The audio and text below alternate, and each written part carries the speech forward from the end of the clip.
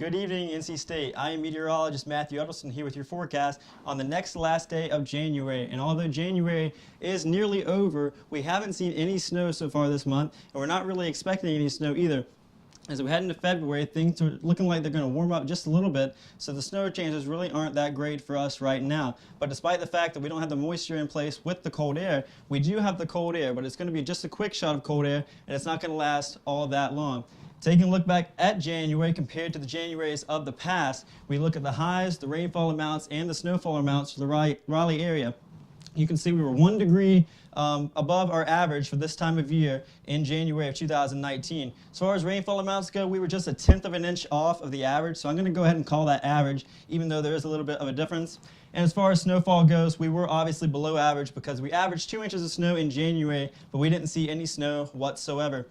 If you want to see snow, you have to go back into the Rocky Mountains and even off into California in the Sierra Nevada to see any snow. But the snow is also up here into the Midwest, into Minnesota and Wisconsin, down into Illinois as well, and that is where the cold temperatures reside also. As I put this into motion for tonight into tomorrow morning, look how the cold air infiltrates down through the Midwest, down into Minnesota and the Great Lakes region. That's where they're going to have the coldest temperatures, where they could see record-breaking temperatures and things they haven't seen in decades in that region. We're talking about temperatures in actual temperature in Fahrenheit of -40 in International Falls. It warms up a little bit as we head down towards Chicago at -20. Things also get a little milder, if you can call it that, in Raleigh with a low of 17 degrees tonight. And even down in Tallahassee, we're going to see things below freezing. So that's some pretty cold air. But watch as we head throughout the week and into next week. This warm air makes its way up from Mexico into the United States, and we're talking about highs potentially 10 to 15 degrees above average for this time of year, so that's pretty incredible in itself. For tonight, though, we have to get through this cold air before we can get to that warm air, as we're going to have a low of 17 degrees. It's going to be clear and cold as well. As we head into tomorrow, it's also going to be very chilly with a high of only 36 degrees. And it's going to have a wind from the northwest at 5 to 10 miles per hour, so a little bit of a wind chill as well.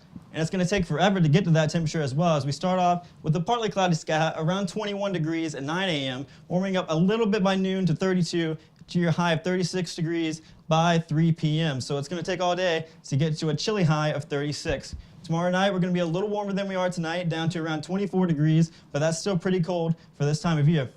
Here's a look at your 5-day forecast, and as you can see, we are going to be cold tomorrow, but we warm up by 14 degrees into Friday. Saturday is Groundhog Day, so if he sees your shadow, we could potentially see 6 more weeks of winter, if you believe that. On Sunday, you're probably going to be inside for the evening hours, but we do have a 20% chance of rain on Super Bowl Sunday, and your chance of rain as well as your temperature goes up on Monday, and into Tuesday and Wednesday, we could potentially see highs in the mid to upper 60s and maybe even 70.